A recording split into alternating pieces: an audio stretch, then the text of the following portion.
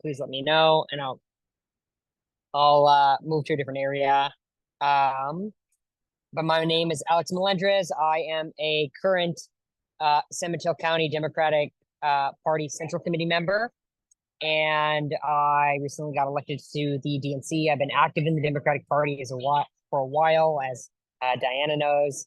I've been in a couple of different clubs. I've been involved in the API caucus. I'm half Afghan. I've been involved in like the Latino caucus in the Central County, um, Latino a chap club. I was part of the Peninsula Young Democrats for a long time. I still am. I haven't aged out. I've come to a DFA holiday party or two, because you guys are some of the most active group of folks that I know, especially when it comes to Recording progressive in issues. progress. And I had the opportunity to be able to go to the DNC after being elected for the first time. That's kind of great because it was a lifelong dream of mine. There was this 12-year-old version of me, post, George Bush looking at the TV, trying to figure out what the federal government was going to do for my family during the recession. I almost lost my home in that recession, and it's what turned me into a Democrat. It's what turned me into activism, and it's what led me into being in trans. So being able to go to the DNC for the first time was kind of this one of very many full circle moments. For my day job, I work for a housing advocacy organization called Yimby Action. We've had some very local fights when it comes to like affordable housing, homeless housing, like Project Home Key. But the core of what I try to do and where I root my personal democratic values is anti-poverty. I'm a huge fan of Matthew Desmond, Heather McGhee. I've read all the books, and I was hoping to bring that and my representation of county to the DNC. So should I just get into the DNC stuff? Okay. So I got elected to the DNC with a very solid group of other Democratic county representatives. There's James. There was Harini Krishnan, who, if anybody knows, is the rock star of a rock star of organizing in the county in general, but also of the South Asian community and the API community across the nation, not just the state. Jocelyn Manalo, who's a Daly City Council member. Alexis Lewis, longtime Democratic activist. I love the work that she does. Vice Mayor Eddie Flores, and we got to really represent our congressional district 15 at the DNC. I gotta say, coming into the DNC like a couple weeks before, maybe even like a month before, the energy was like not really fully there. And then when Vice President Harris was was endorsed by President Biden as the incoming candidate for the Democratic nomination, the energy just switched. I'm always somebody who does his due diligence when it comes to endorsements, donations. I usually try to sit on a decision for 24 hours. For this one, it was 4 hours. It was 4 hours because Vice President Harris raised the most amount of money any candidate had in a single day. And that got me to commit to her. And I saw this massive change in energy. By trade, I'm an organizer. I told you I work in housing. I work at the UB Action, but by trade, I activate people who have never made a public comment at the first time and try to turn them into the most powerful versions of themselves as they can, reflect their power back to them. And what I saw was people doing one of two things. There's two ways people donate power: their personal finance or their time. And I saw droves of both. And coming into the DNC, it was pretty clear that that's where the energy was. You had various caucuses across the nation wanting to organize. It's kind of funny because like I did a pilot program for my job in the state of Virginia, and I met one of the Virginia state senators there, who's in the API caucus. Her name is I'm forgetting her first name, but she is Senator Hashmi. She is running to be the lieutenant governor of Virginia, and she was there. Really excited to be there. Really excited to be part of the AAPI community to organize for Vice President Harris to have the nomination. basically the pitch I'm trying to make is it was like a night and day flip. It was a night and day flip from where we were several months ago to seeing VP Harris become the face of the nomination. There were so many different issues I could possibly touch. Every single night was amazing, and I don't know how many of you saw this, but the comparisons between the RNC and the DNC was one was a snooze fest, the other was like a party. It was a party, but and full of like genuine joy and future forward thinking. Anybody who has been organizing knows that your main organizing tool is not focusing on the past. Whatever injustice may have, I'm a huge civil rights and racial justice person. And even I will tell you, the main way you get somebody to convert with that is looking forward to the future more than looking back to the past. And that's what the entire campaign of the DNC was really focused at. It was a good opportunity to get people to rally behind her. And you really saw California's best come out to really champion her. We were in the front row. I'll leave it at that, I guess, because there's like a billion different rabbit holes I can go down. But the energy was there. Mayor Coleman? Hi. What a cool event. I think Alex explained it well. And, initially I'll be honest, I didn't know what I was signing up for because I got one of his emails through Kadem that said, sign up for these things, go to the convention. I just thought, oh, sure, why not? And so I signed up for actually all three ways you could become a delegate.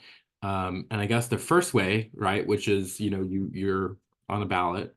And what happened is I think, well, I know Gavin Newsom endorsed me when I was on the ballot. To my surprise, I didn't talk to him or anything. It just kind of happened. And I think, I'll give you, kind of like the inside scoop. I think, he was kind of positioning himself for being a potential presidential nominee, maybe this year, maybe in 4 years, right? And so he basically endorsed all these slates up and down the entirety of California, and his slates did very well. They tended to win. And so it was kind of like a pleasant surprise that I was endorsed by Gavin Newsom, in addition to, I think, Harini, in addition to Sal Rosselli, who is the president of NUHW, National Union of Healthcare Workers.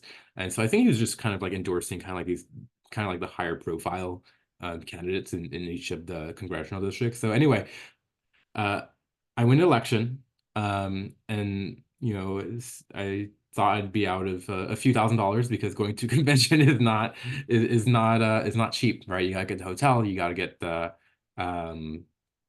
breakfast package for the DNC, you gotta get the flights, and so I of course did all that, and honestly wasn't the most excited with Biden as the potential nominee, but as soon as he it wasn't about him, right? It's about the country, right? And so what he did was he stepped down, he endorsed Kamala Harris, and that just ignited excitement all throughout the entire country for her candidacy, for a young candidate, right? And also a candidate who would be the first woman, the first Black woman, the first AAPI president in U.S. history if elected. And so, and also hailing from Oakland, California, right? Who has a deep history of elected official work in the state of California and here in Northern California as well. So fast forward, we get to convention, and immediately we are bombarded with events upon events upon events. There's probably 10 events happening at once at any given point. Think of KDEM, but on steroids, right? And so, right, there's just all these receptions, all these mixers, all these luncheons and dinners. And even during convention, when we're supposed to be on the floor, there's still 10 events, right? Watch parties and all those things happening, going on. And so, immediately, I started my first day sleep deprived by just basically going to all these events. I started my first day exhausted, sleep deprived, and by the last day, right, when we were going to by the last 2 days actually, when we were going to make our way to the convention, I didn't even go to a lot of these receptions and mixers. I just went to the KDEM breakfast, and then I took a nap. And then and then I woke up when it was time to go to the convention center.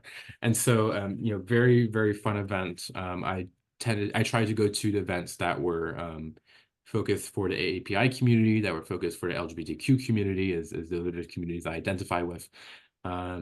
It was really cool meeting a network of people who are involved in democratic politics at the national level. Um, at the convention itself, it was very chaotic.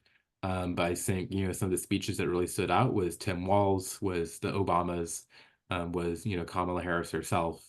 I'll be honest, I didn't necessarily like the lineup of Republicans speaking on the convention floor, but I think the audience was really towards the moderate voter, the centrist voter in the United States. It wasn't necessarily us, sitting there. But being from California, Kamala Harris, and also us, we got the front row seats. Usually, California, I hear, is towards the back of the convention center, but we're really front and center.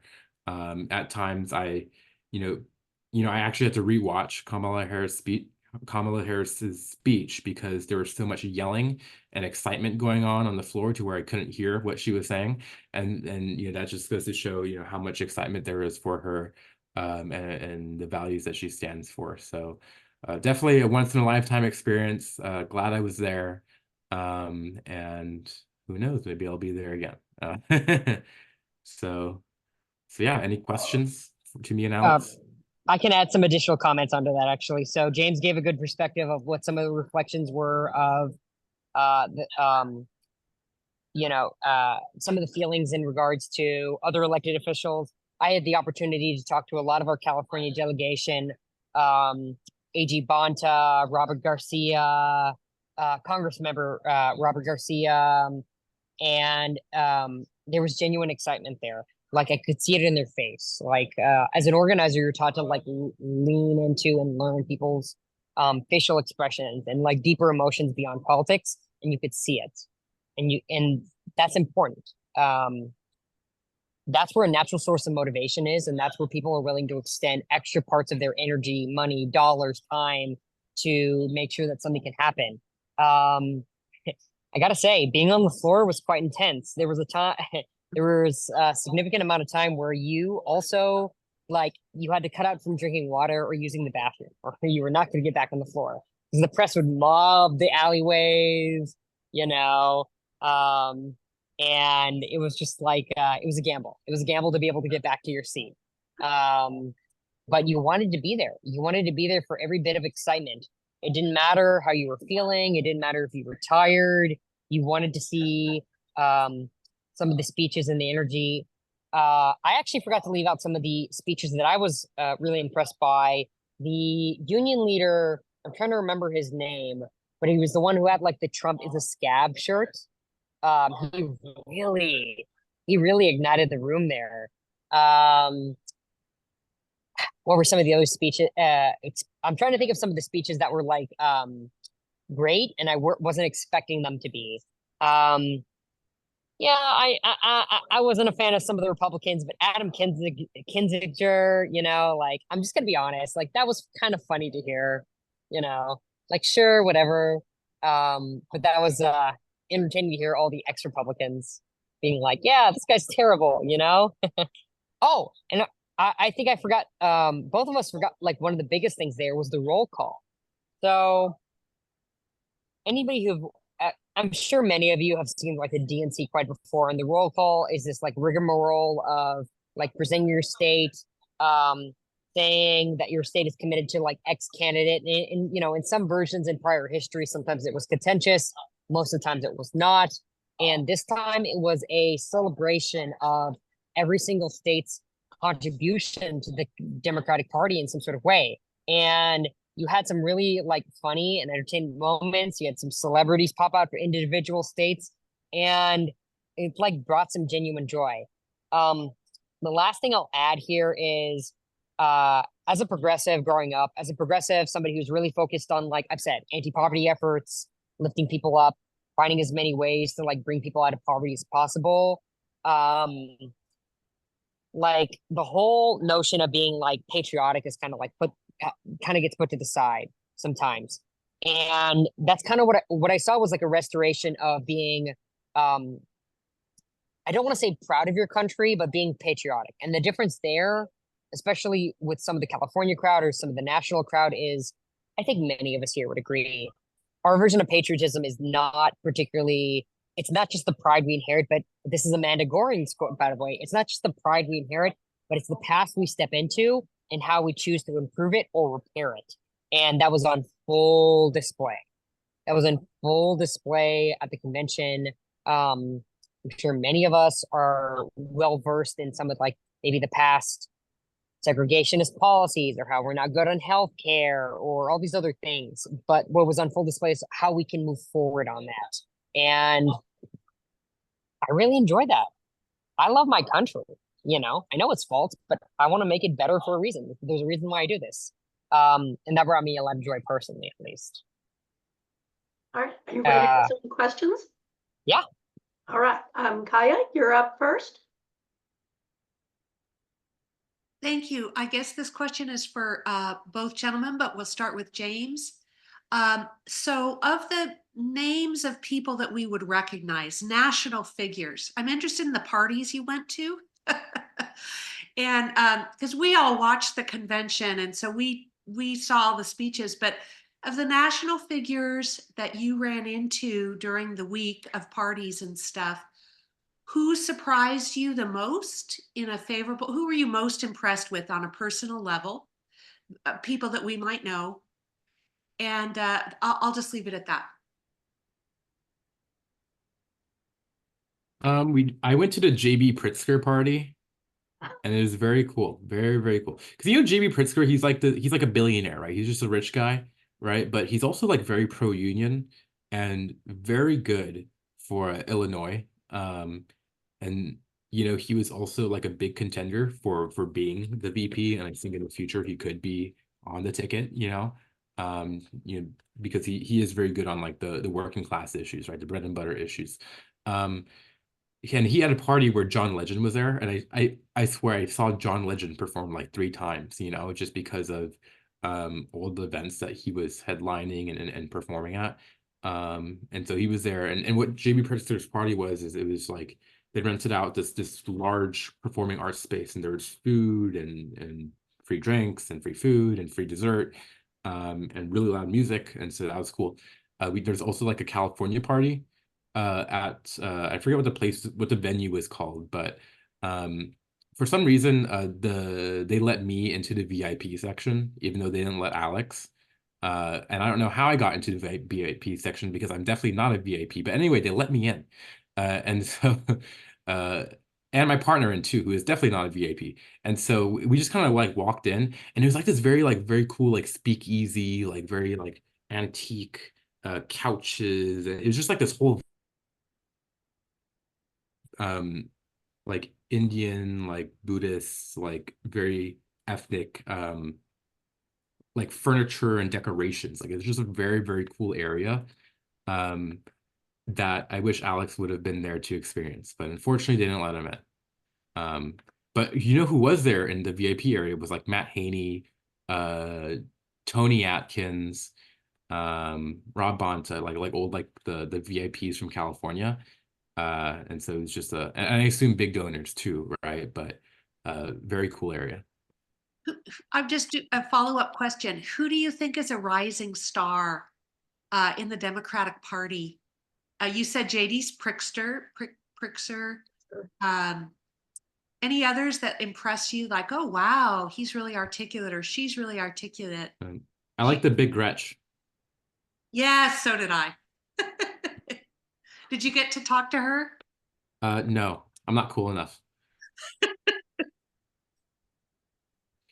Thank you. Let's see. I mean, I got into the VIP section eventually, but it was like in the last 5 minutes of the party. But at that particular party, it's funny you mentioned that. At the California party, that's where every person from the California delegation wanted to be. The tickets were expensive. It was like $350, but it also gave you access to the breakfasts in the morning, which, to be honest, if you're out late and you're going to the breakfast in the morning is like not the best. But what I found was like people's energy was still there in the breakfast, even though they retired from being like out late at some of the parties.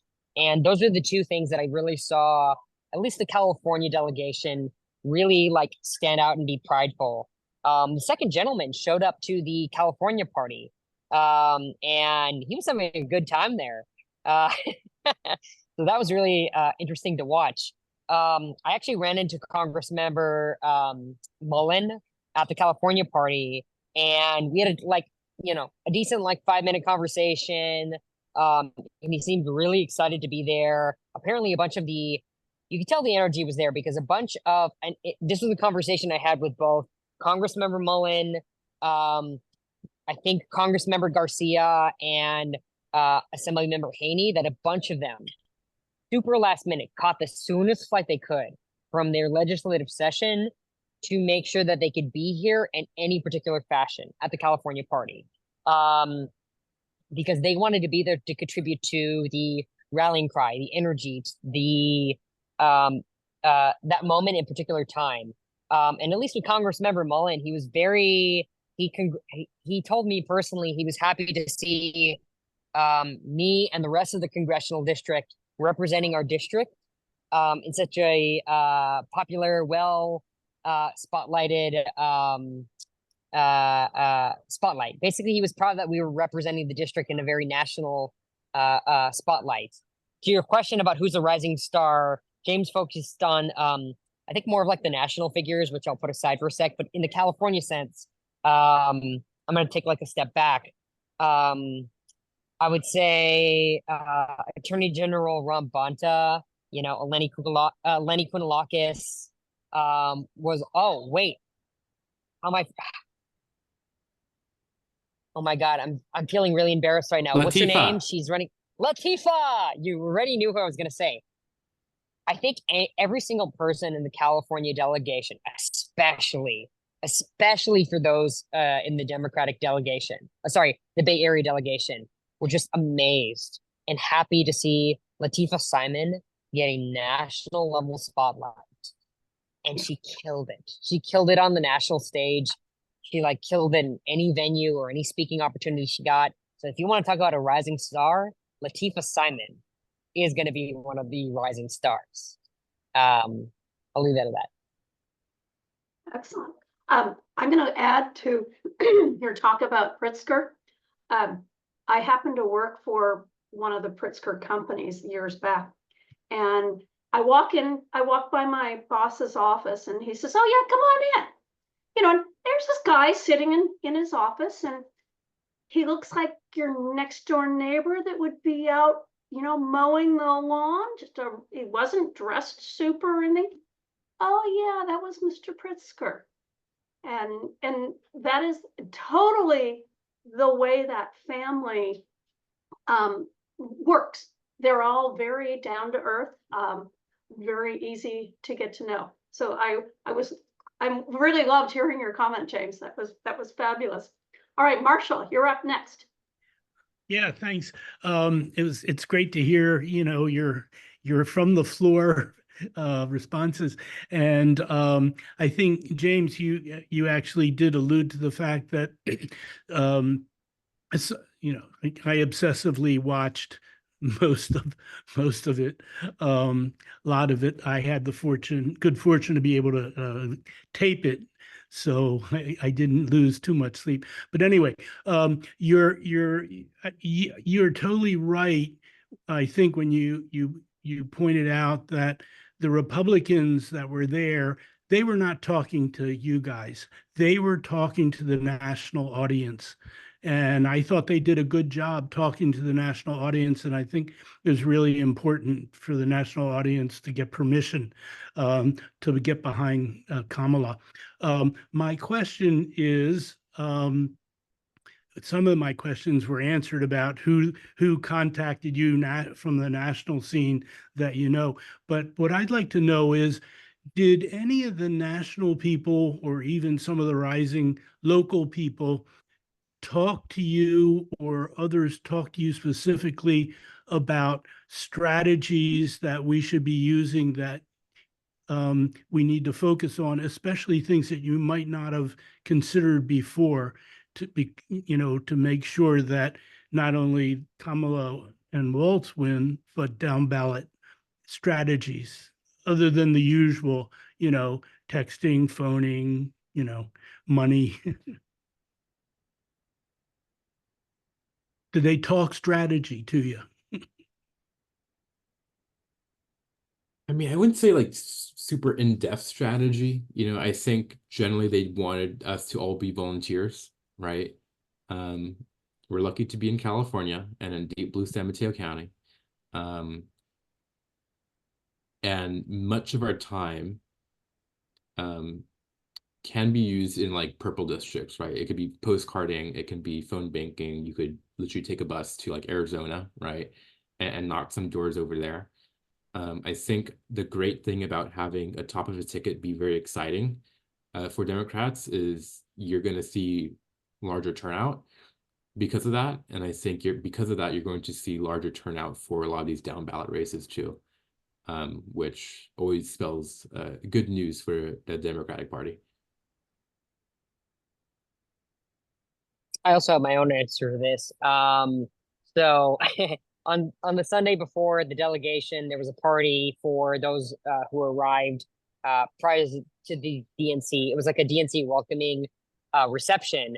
I was at a table, and the rest of the CD15 delegation decided to leave, and they left me at the table to watch everybody's stuff. So I was at this table, just stuck there while James, Alexis, and a few other folks were outside. I'm like, yeah, okay, fine. It's cold outside, whatever. I actually had the opportunity to talk to two DNC staffers directly.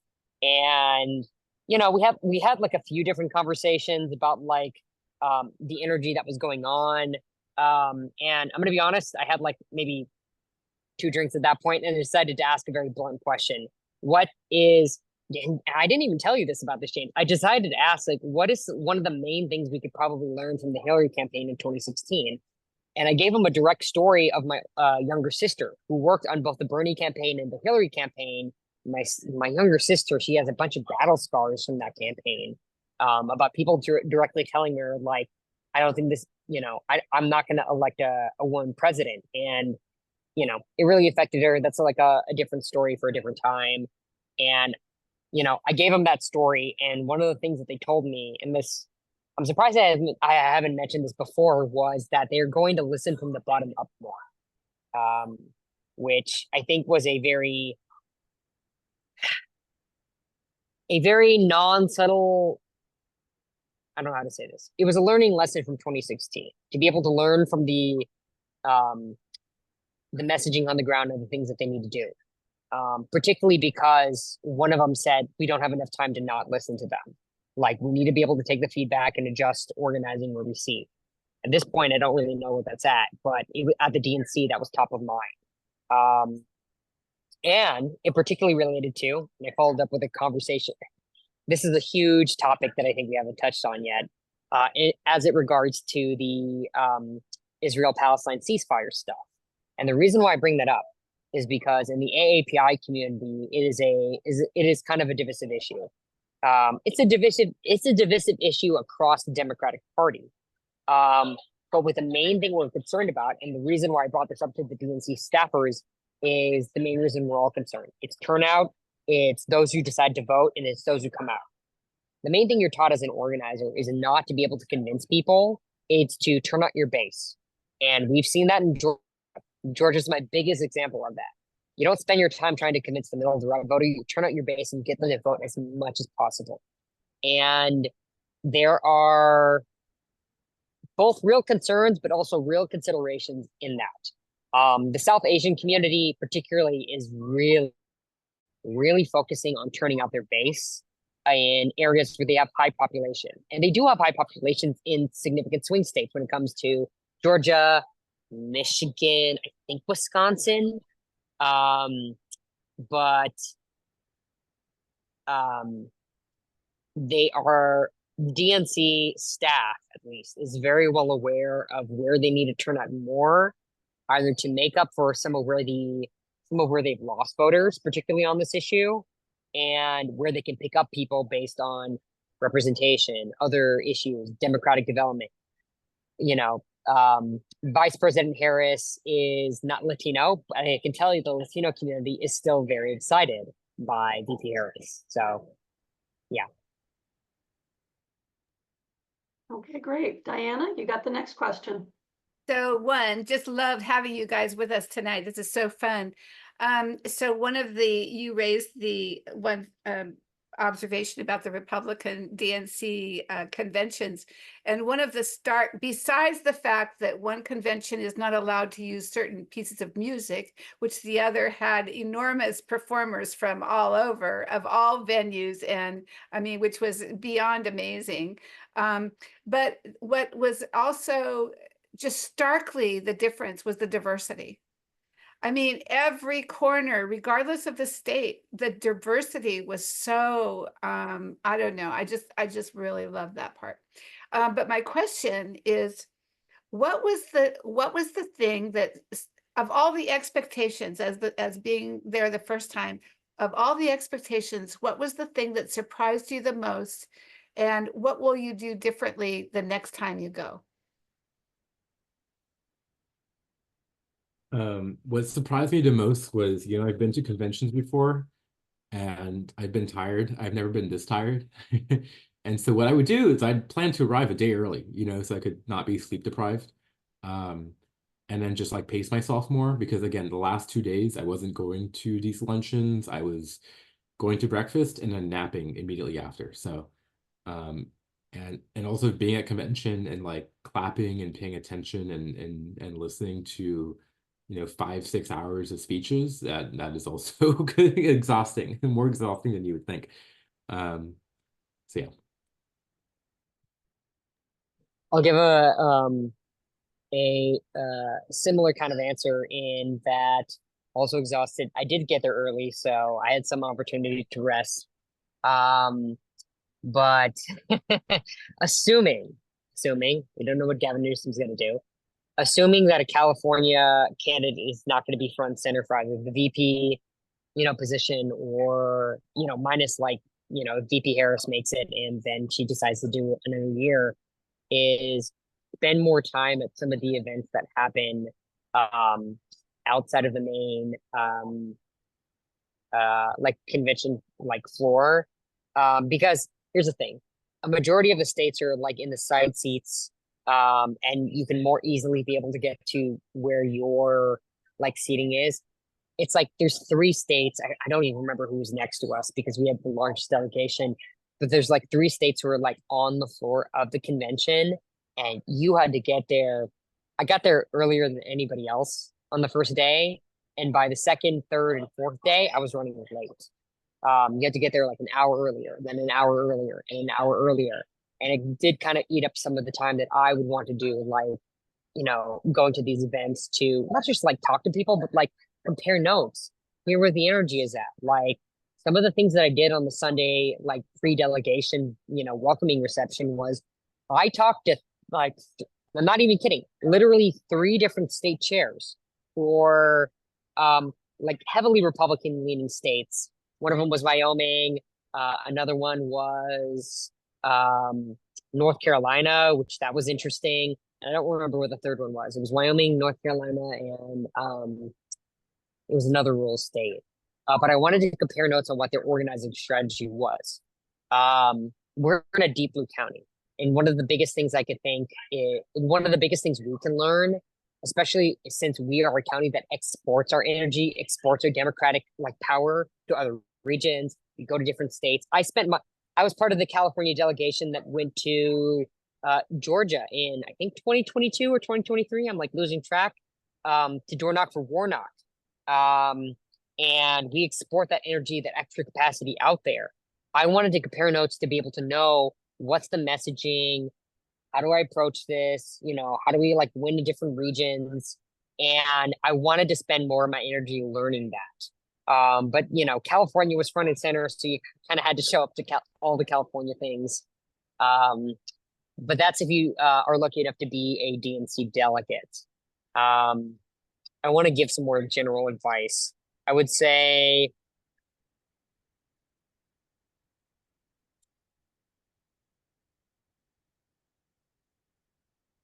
I honestly don't know. So in that It- regard, Tim Walz was saying you have to start from where the person is, right? And I think that's really good advice when you're talking to people who are not philosophically agreeing with you. But so it sounds like the plan for the future is to get more naps and to We're both young, by the way, and and- we were exhausted. yeah, no, I hear you. I completely hear you. And also not, so it's a blessing and a curse to be in the front row as California delegation. So next time, don't complain when you're in the back or on the side. So that's very good to know. Okay, Lynn, I do want to. I want to add to your comment. That was the theme of Governor Tim Walz, and it's something that goes very, very deep to my core in how I even started in politics in the first place. And there was a theme. That was also one of the themes of the DNC was, there was an article that highlighted how Governor Walz was turning progressive issues, progressive policies, and progressive solutions in a rural, local, and neighborhood package. And that is not done by like specific wording and messaging. You can tell it's done by how he approaches like his conversations, his relations in personal stories and local community. And that's how you sell progressive values to a community that may be hesitant on a more national level. And I really enjoyed hearing that. Lynn, you're up. Yes, thank you. I'm a progressive Democrat, a Bernie-crat, with the Progressive Democrats of America, and they had a Progressive Central on Sunday and Monday.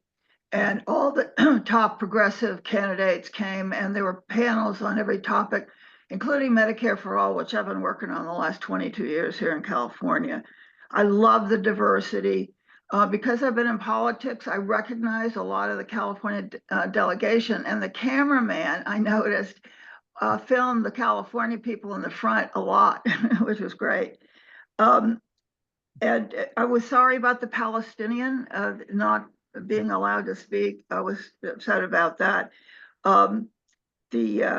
Anyway, the energy and everything, it was just a cool. It was very well done. But you mentioned, I think it was Alex mentioned the cost. Just, I mean, $350. That's the other thing that they didn't mention the poor. They kept talking about the middle class. We're going to bring back the middle class. And I've worked in a homeless shelter, and I was a little disappointed about that I never heard a lot about the poor in this country. So my question is, what was your total expenditure for that whole thing? Because $350 just for one event, for me, I'm broke. I could never afford that. James, do you mind if I go first on this one? So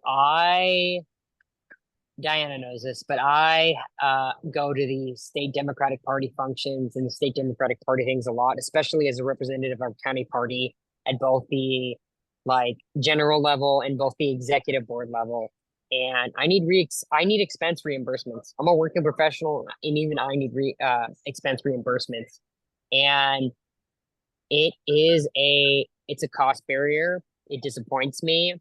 I think that's part of my job, particularly as somebody who's neck deep in the state party system, to tell some of our like executive board leaders that we need better supplements and funding to be able to allow. Imagine if there was an unhoused advocate, somebody who was on the street and is an advocate for the unhoused, who won their like DNC delegation. I would want that person to be able to show up. I cut costs where I could.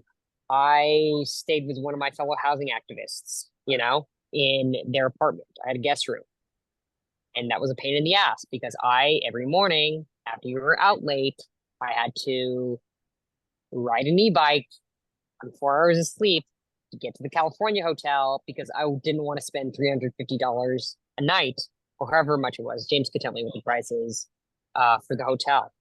And then the general California like tickets for breakfast and the California party were $350, which you could not do.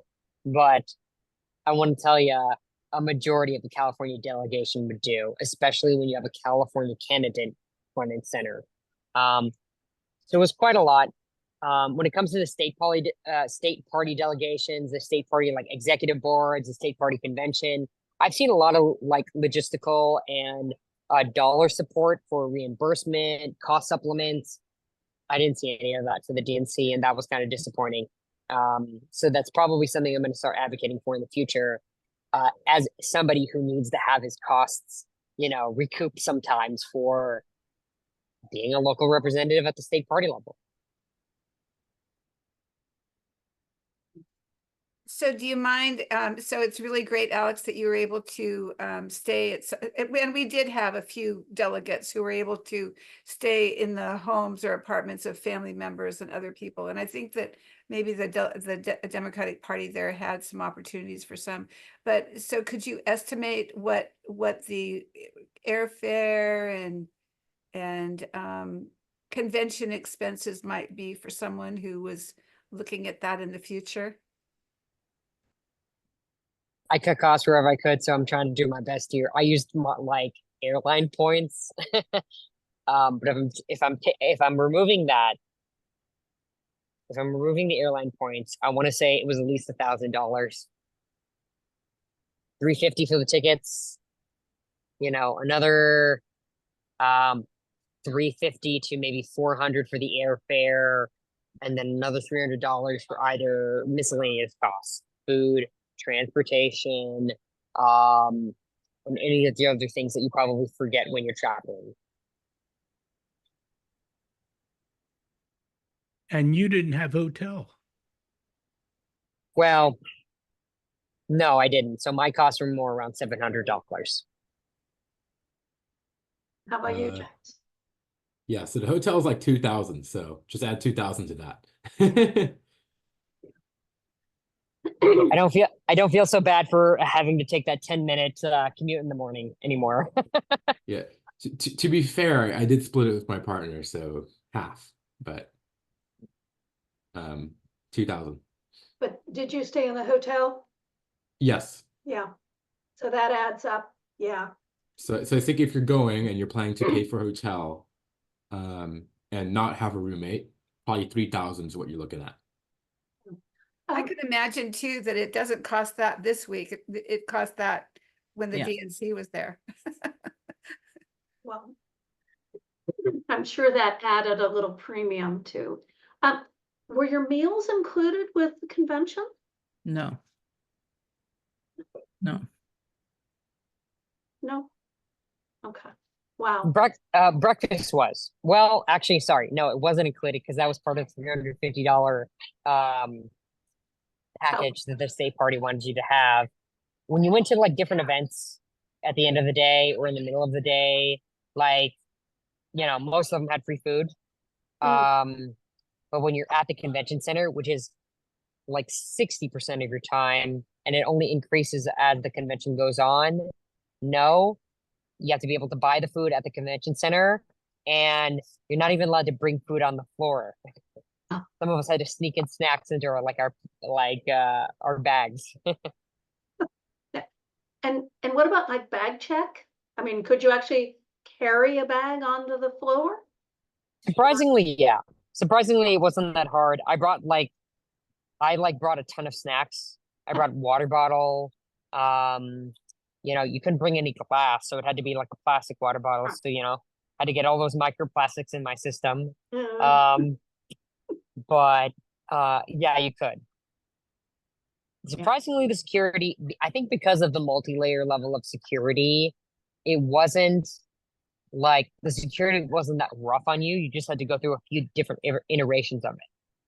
Funny enough, the California party, specific like designated official California party, that security was rough. Oh. I think part of it was because the second gentleman showed up to the party, so Secret Service was like really on it. But you had to go through like maybe 2 or 3 levels of security to get to the United Center. Wow. Wow. Well, I guess that's to be expected, isn't it? That's all right. Carol, you've got the next question.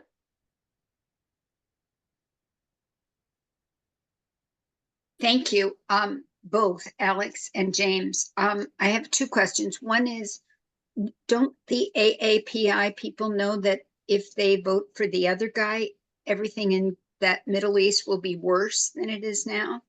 I mean, it's a mess, but at least good people are working on it. And I would think. The second question I'll ask you now is, I love Pete Buttigieg. Did you see him and what did you think of him? Thank you.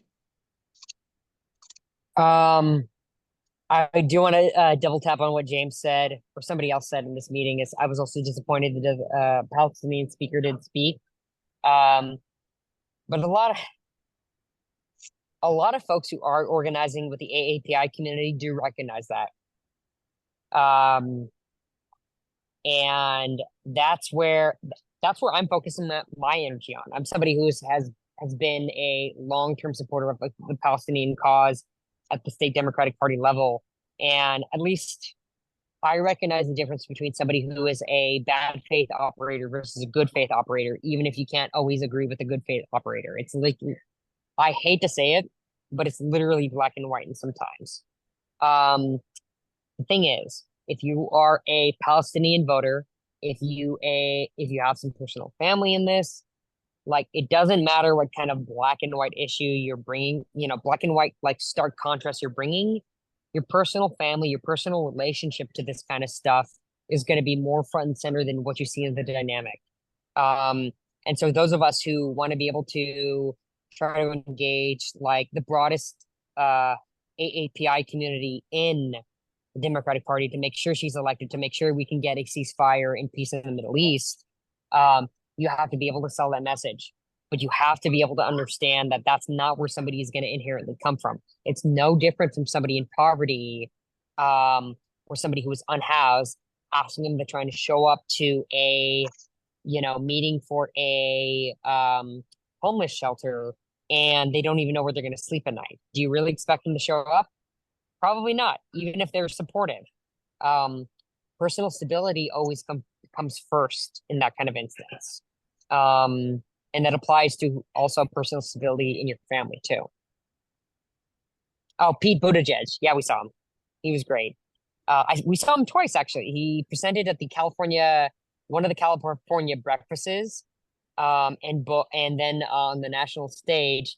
And I know I'm talking about personal stories a lot because this is how I know this moves like elected officials, but the man knows how to connect a personal story to policy and the things that he's selling. Like, having chaos with kids and then the mac and cheese is over boiling. It's just like, who cannot relate to being in like 7 different things at once, trying to control, for me personally, like my nephew, stop screaming. I'm trying to make dinner, he's very good at connecting those to the issues at hand. Yeah. So Thank you. Yes, James. So I do think recently, like, the Democratic Party's language towards peace in Palestine and Gaza have been improving. But I think what would have been a very easy show of genuine care for the violence in the Middle East would have been, okay, we are going to have an Israeli family speak about their experiences, and I do think that what they talked about was very important, but I think would have been very, very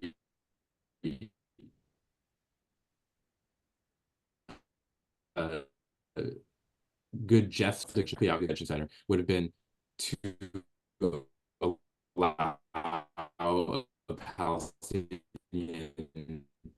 We're starting to speaker lose your audio, James. I just think it's a better. James, can you repeat? Yeah, we're Yeah. losing your audio. Okay, so basically, what I think would have been a really nice gesture,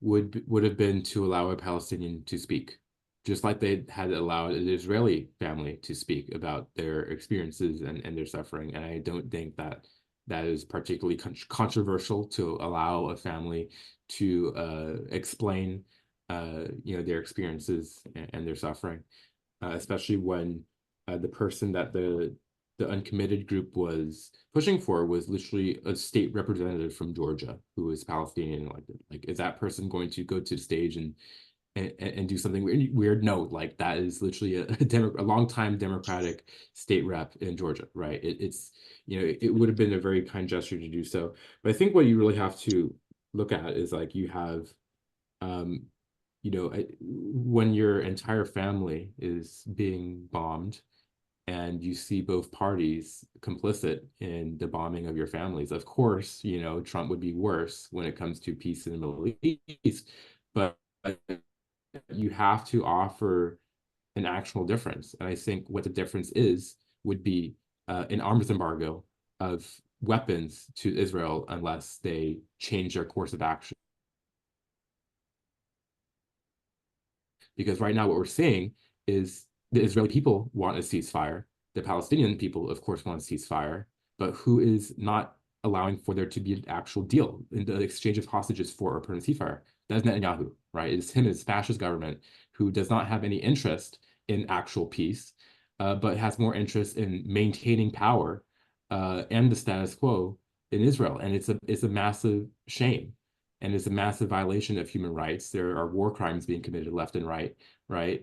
And so, I mean, it's just like, it's crazy what we're seeing going on. And then you see the American government just letting it happen, right? And so we have to see the Democratic Party, who does have control over foreign policy right now, go beyond the rhetoric of we want the self-determination for the Palestinian people, but actually put it into action and say, look, we're not going to give you billions of dollars in free arms and weapons to your country unless you actually sign a ceasefire deal. I think that is very reasonable and is not extreme at all.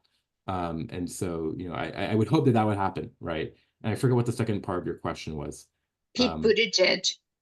Oh, yes, Pete Buttigieg. Let me show you. I saw him today, actually. Yes. Can't really see it. Very bad. Cool. But yeah, I actually saw him today, but I saw him in convention as well. He spoke at a few events. Thank you.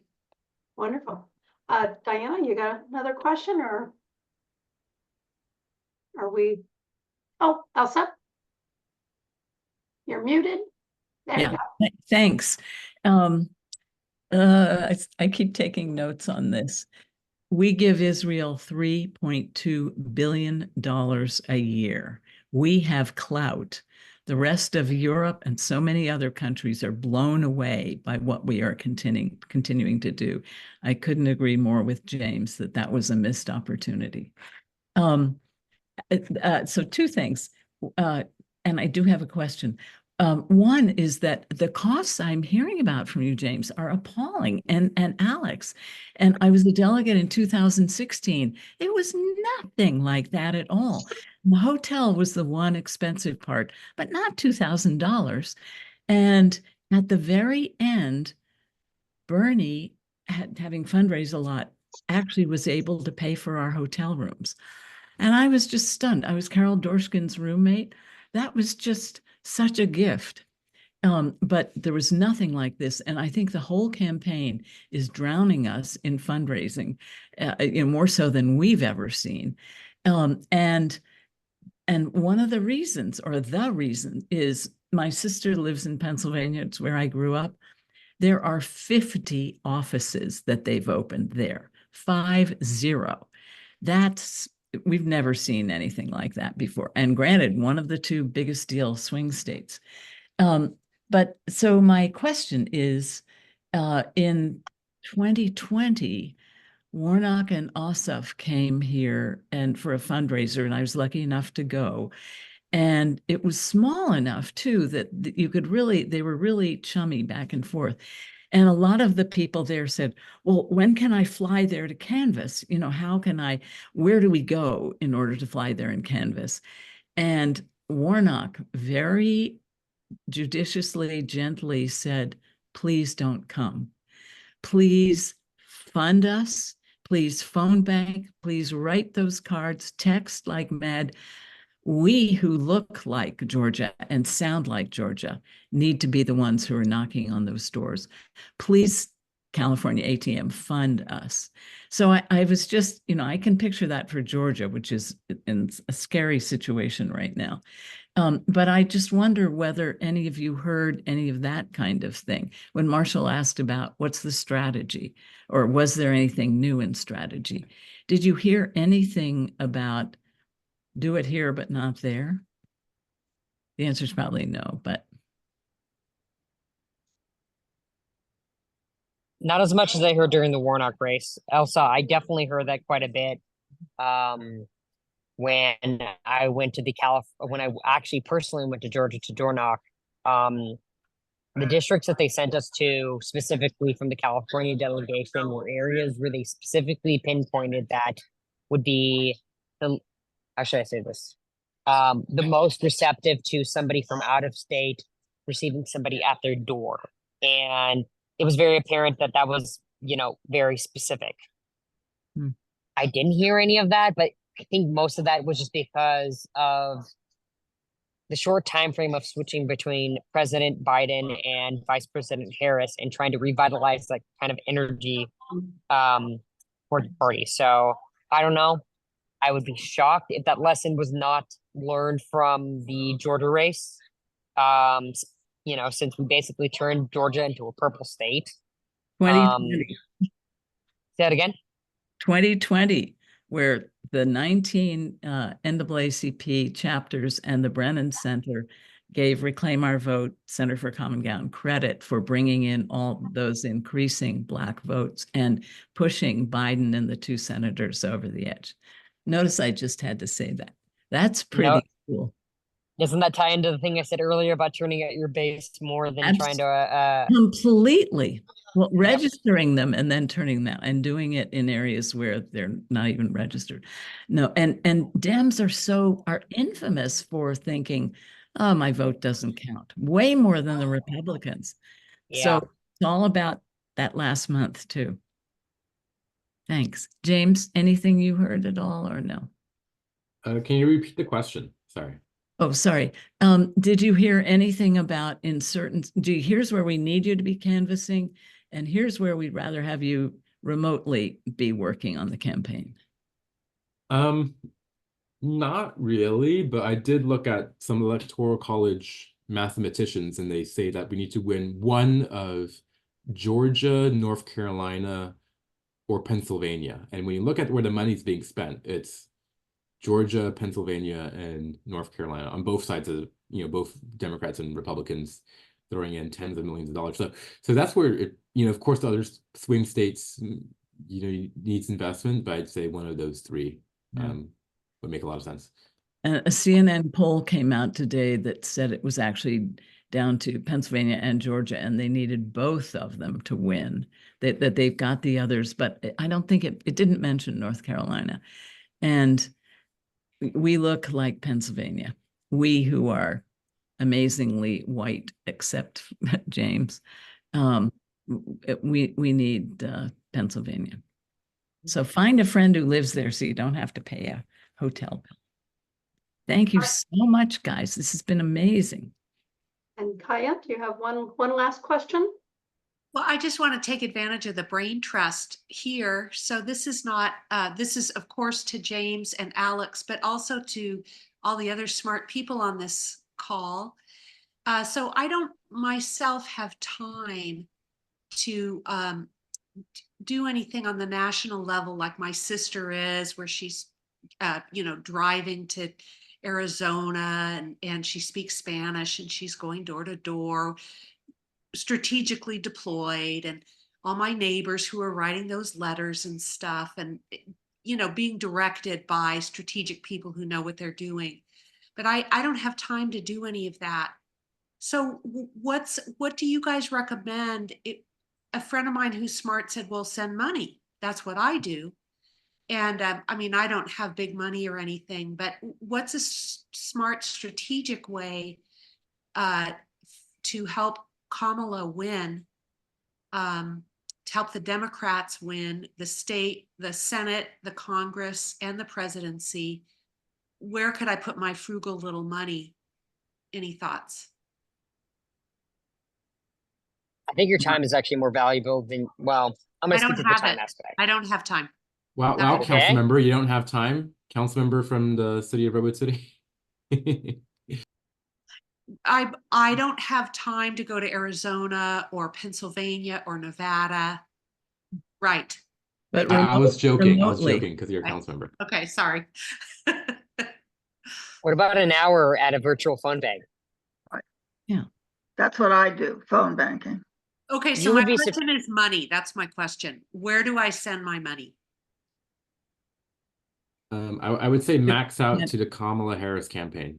Is that what you think? Because I saw that they fund the money, like they sent $10 million to somewhere last week. I can't, Pennsylvania, one of the battleground states. So if I send it to her, then she'll send it where it's needed. Is that what you're thinking? Directly to the campaign would be best, right? And so, I mean, there's like really two main committees, right? One is like the actual campaign committee for the presidential ticket, which the maximum contribution is $3,300, right? Okay.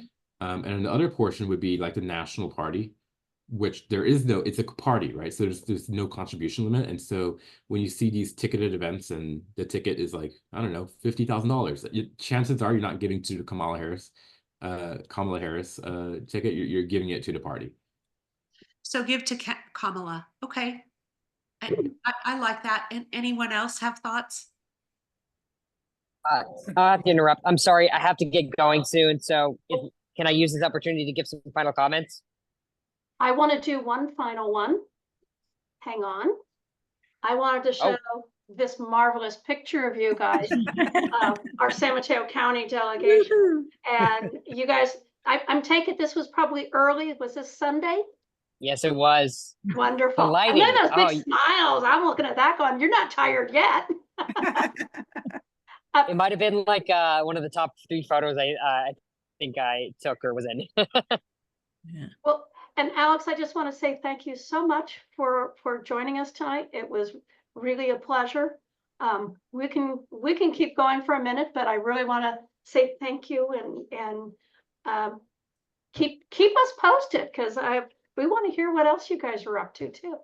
And Alex, appreciate if the you energy. can have a last minute, a last word. Yeah. Oh, yeah. First off, I appreciate the energy that the DFA brings to both the Democratic Party and the progressive movement, both here in the county and in the national level. We are in an exciting time where it's like Obama 8 level energy, and I'm on the younger side. I haven't seen this level of excitement in a while.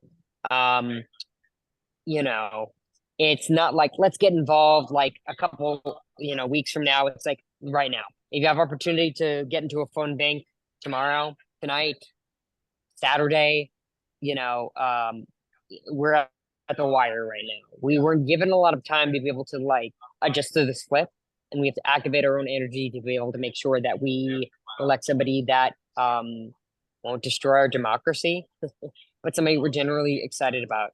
Thank you very much for the opportunity to be able to speak, and I hope to see you all at a phone bank somewhere in the future. Thank Adios. you. And James, do you have a minute to stick around? Yeah, I can stick around for a minute. Okay. All right. Elsa, you've got a last question? Just a quick one. In an answer to our last questioner, I really emphasize the down ballot races, just one level down, the Senate and the House, because I've never seen so much fundraising for a presidential candidate as for Kamala and Tim. And I think, we get all those numbers all the time, and yet they keep going more. And they can send some off. There are fewer chains to get if you give directly to a candidate. So I really have been giving directly to candidates, tiny little bit to them. And we need Kamala and Tim to have both houses, both chambers, so that they really can go forth and do what we want to have done. And if they don't have both, it's just, we're going to continue all that awful fight. So we can keep reading the polls and that's helpful. But if you give directly to a candidate, there are fewer middlemen to siphon it off and pay all those other salaries. So I you think Senate or Congress, and in the battlegrounds like Casey and Senate, and Casey's Pennsylvania. And hang on, because we will talk more about that in a few minutes. That's kind of good. next on our agenda. I shouldn't have said it that way. Sorry. Take back the House and get a better margin in the Senate. Yeah. And I can't choose. Sorry, Susie. Okay. Well, I'm going to say, while we've got James here, is there anything else anyone would like to ask about? Or James, do you just have some last final comments for us?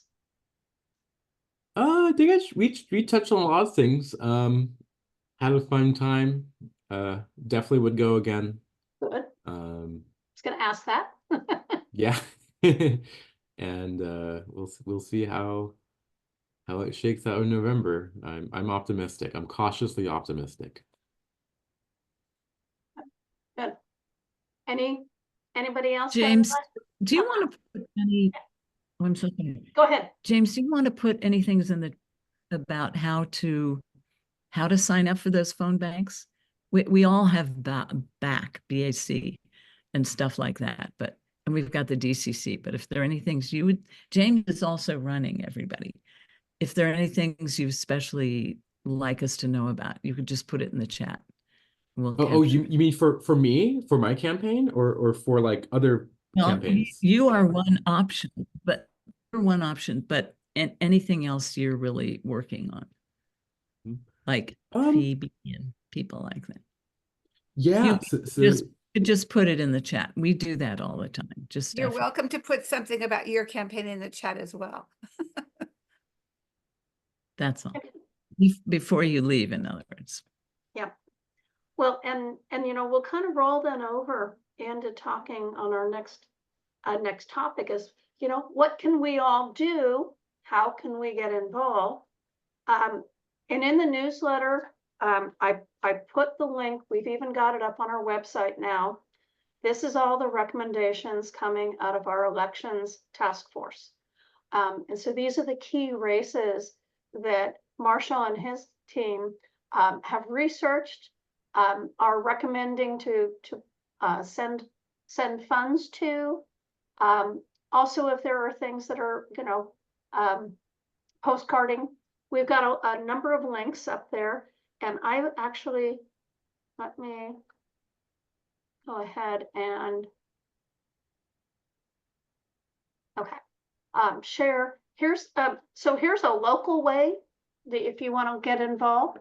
These are, I'm calling them voter education because we're really not registering a lot of voters at these events. But these are the San Mateo County Dems have some events where they're doing a table at Hillsdale Mall. They're doing at Ceremony. They're up at CSM, College of San Mateo, which is a prime area to get young voters involved. So that's every Wednesday. We've also got the 2 more fairs coming up, San Carlos Art and Wine. And mind you that both of these, Half Moon Bay Pumpkin Festival, those are both after the ballots have already been delivered. But still, you're out there making sure, is everybody aware? Did you get your ballot in the mail? Just chatting with people. And if you're lucky, you're not going to get a lot of Republicans. And hopefully you don't get any Republicans like I got on Saturday. One that told me that, Roe v. Wade, did you know that they do abortions in the 9th month? And I'm, so, somebody drank the Kool-Aid and there's nothing I could say that was going to change this guy's mind. But it's really is getting out there and talking with people. And then here's the next one. Let's see if I can, come on. There we go. So here's on our website. This is the elections task force, has their link up there with all of the, I believe, Senate. And Marshall, feel free to chime in and talk more about this. But here's some of the places that you can go help. The DVC, the Democratic Volunteer Center. We've got Swing Left, sister districts. They're both doing more state level work. Focus on Democracy. I know we've got a couple members that have been pretty involved with that. And I guess, and again, Reclaim Our Vote that Elsa talked about earlier. And then again, the Democratic Party. So we're also working, the local party is working with BAC, which is Bay Area Coalition. And that is all of the groups, all of the above, where if you want to go out to Nevada, you want to go to Arizona, they will make the arrangements, and they all are helping to fund that, which is really an important piece of this. And Marshall, what else? Yeah. So our elections task force is focusing on House, Senate, and President primarily. We have no choice. We're not focusing on local efforts because we've only got the choice of electing the president, the Senate, and the House in order to get anything done. So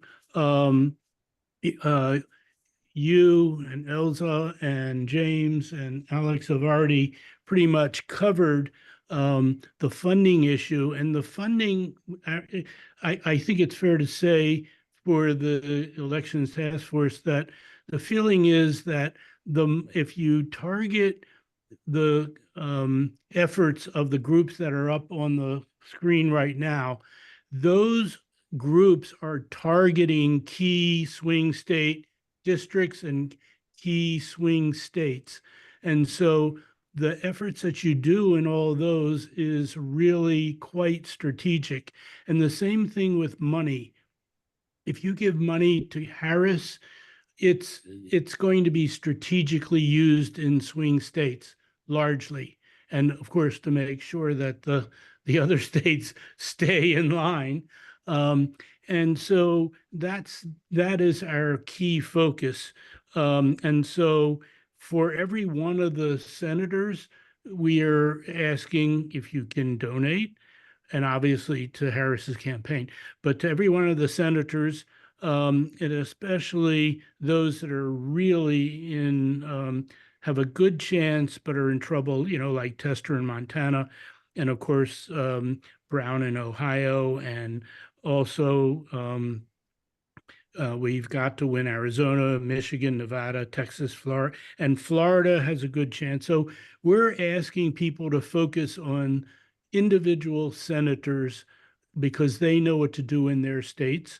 And the money that you and the postcarding that you can do and phone calling, although we have arguments about the effectiveness of that, but the efforts that you do in all of those are efforts that the people on the ground in those areas know what to do.